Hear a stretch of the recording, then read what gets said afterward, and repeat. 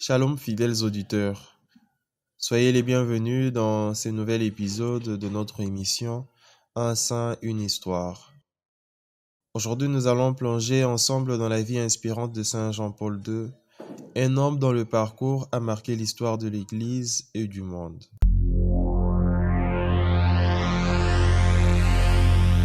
Qui est Saint Jean-Paul II? Pour le comprendre, commençons par le tout début. Qui est Carole avant de devenir Jean-Paul II? Et nous allons retourner en Pologne, là où tout a commencé. Karol est né le 18 mai 1920 en Pologne. Il est le troisième enfant de Karol, un ancien militaire, et d'Emilia. Très jeune, il connaît la souffrance. Il perd sa mère alors qu'il n'avait que 9 ans, et peu de temps après, son frère est né. Et à l'âge de 12 ans, il est déjà orphelin de mère et de frère. Son père devient alors son bouclier et son appui. Karol est un garçon intelligent, sportif et très proche de la foi. Il aime beaucoup le théâtre, la poésie, le ski et la montagne. Il est attiré par les langues, les lettres. Dès son bas âge, il développe une grande sensibilité spirituelle et une grande et profonde piété. Mais la vie n'a pas été facile pour ce jeune homme. La Seconde Guerre mondiale allait bouleverser non seulement son pays, mais aussi son destin spirituel. En 1939, la Seconde Guerre mondiale éclate, les nazis occupent la Pologne, ferment les universités et persécutent les catholiques. Alors Karol travaille dans une carrière de pierre pour subvenir à ses besoins, tout en suivant en secret une formation religieuse. Et à cette époque-là, c'est au cœur de toute cette souffrance du peuple polonais qu'il ressent un appel fort au sacerdoce. Déjà ancré dans la spiritualité et dans la piété, ce jeune Karol entre au séminaire de manière clandestine et est ordonné prêtre le 1er novembre 1946 à l'âge de 26 ans. Une fois la guerre passée, une nouvelle page s'ouvre dans sa vie, celle du service et de la formation. Karol devient prêtre, puis archevêque. Voici comment. Après son ordination, Karol part étudier à Rome, puis revient en Pologne. Peu de temps après, il devient aumônier des jeunes et des étudiants, professeur, philosophe et auditeur.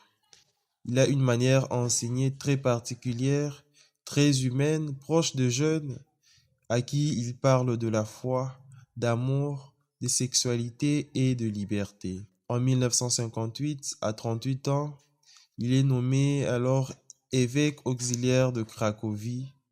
En 1964, il devient archevêque et en 1967, il est créé cardinal par le pape Paul VI.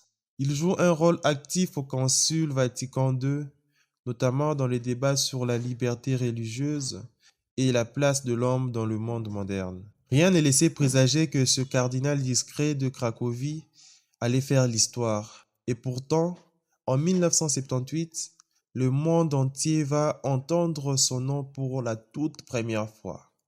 Cette fois-ci, ce n'est pas seulement la Pologne ou encore le peuple polonais ou encore le peuple de la Cracovie, mais cette fois-ci, c'est le monde entier qui entendra pour la première fois le nom de Karol, alors cardinal. Le 16 octobre 1978, à 58 ans, Karol est élu pape.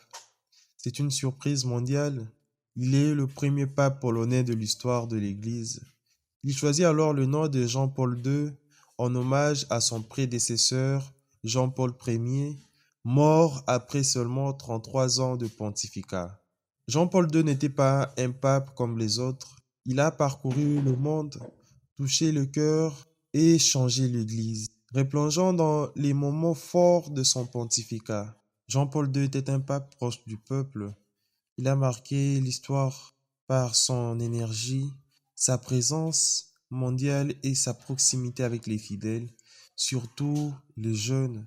Sa proximité avec les jeunes était quelque chose qui n'est passé pas inaperçu. Il a effectué au cours de son pontificat plus de 100 voyages apostoliques dans les continents et visitant des pays parfois fermés au christianisme. En 1981, il est victime d'un attentat sur la place Saint-Pierre, mais survit miraculeusement. Cet attentat, perpétré par Mehmet Ali, membre de l'organisation islamique et nationaliste turque de l'Ougrie, qui s'en est pris au pape Jean-Paul II le 13 mai 1981. Le pape est alors touché plusieurs fois et perd une grande quantité de son sang avant d'être hospitalisé. Et après l'attentat, le pape Jean-Paul II, dans sa grande générosité, a demandé aux fidèles de prier pour celui qu'il appelait son frère, ou encore qu'il a appelé son frère, celui-là même qui a tenté de les tuer et à qui il a pardonné sincèrement. Le jeune Mehmet Ali est condamné à l'emprisonnement à vie en Italie, puis est gracié après avoir passé 29 ans derrière le barreau. Et en 1983, Jean-Paul II et Mehmet se sont rencontrés dans la prison italienne où celui-ci était détenu et ont parlé en privé. En 2007, Mehmet renonce à sa foi musulmane et devient infidèle de l'Église catholique romaine.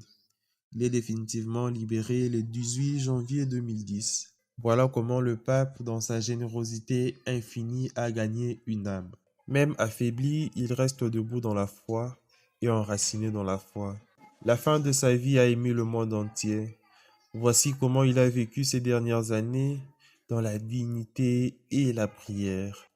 Dans ces dernières années, Jean-Paul II apparaît affaibli, mais courageux, très courageux alors.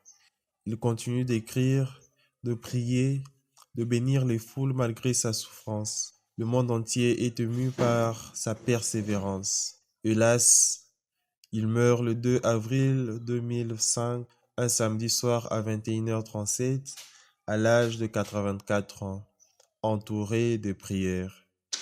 Sa mort a bouleversé le monde entier. Des millions de fidèles se sont rassemblés ce jour-là à Rome pour lui rendre un dernier hommage. Mais l'histoire de Jean-Paul II ne s'arrête pas à sa mort.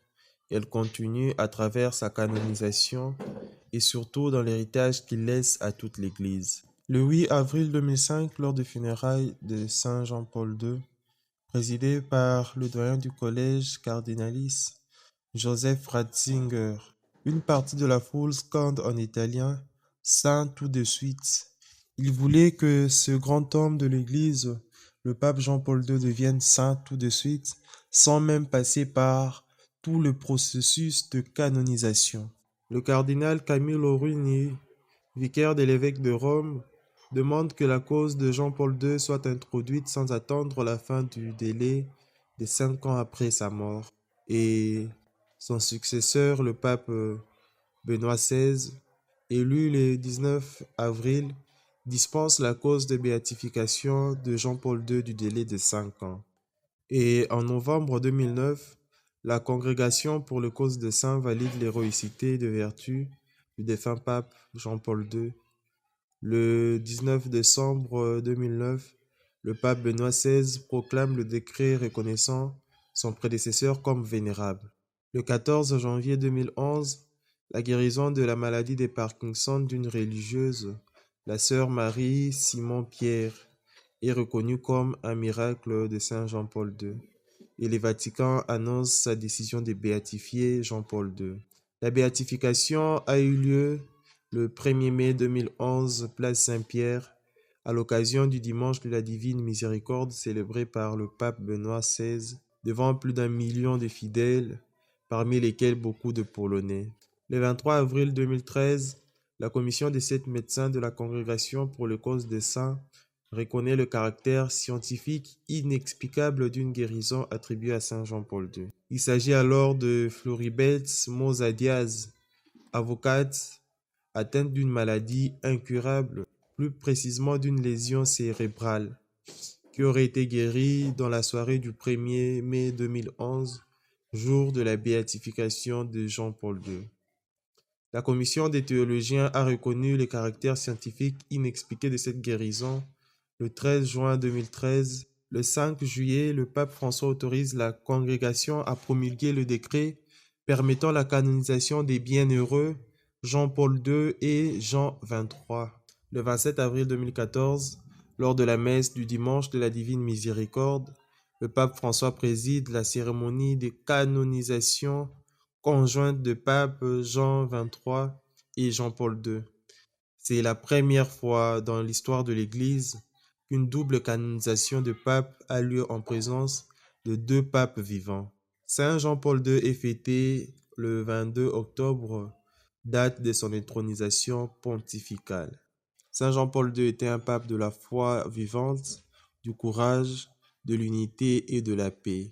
Il a influencé l'histoire du monde et a touché des millions de vies. Aujourd'hui, il nous laisse comme héritage plus de 14 encycliques, des textes riches sur la dignité humaine, la morale, l'amour et une vision profonde et moderne de l'Église. Que retenir de la vie de Saint Jean-Paul II? Chers jeunes, si la vie de Saint Jean-Paul II nous enseigne quelque chose, c'est de n'avoir jamais peur de pardonner, de n'avoir jamais peur d'aimer et de vous engager pour ce qui est juste, toujours s'engager pour ce qui est juste. Même dans la douleur, Saint Jean-Paul II a choisi le pardon. Même dans l'adversité, il a gardé la foi. Toi aussi, tu peux faire le bien là où tu es, avec ce que tu as et avec ce que tu es. Le monde a besoin de ton courage, de ta foi et de ton cœur. Sois comme ce saint, un artisan de paix et un témoin vivant de l'espérance. Et surtout, n'oublions pas cette phrase de Saint Jean-Paul II, cette phrase très inspirante. N'ayez pas peur, ouvrez toutes les grandes portes au Christ.